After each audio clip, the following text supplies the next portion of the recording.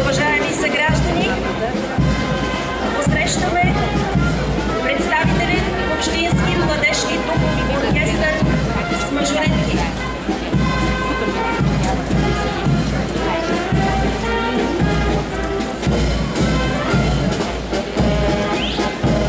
Тук са учениците и учителите от начално училище Свети Кирил и Методий в Троян.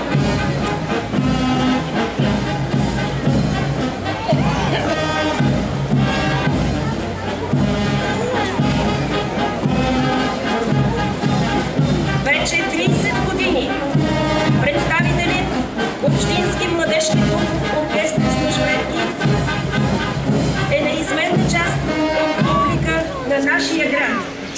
Стотици са изнесените концерти, участията на родни и международни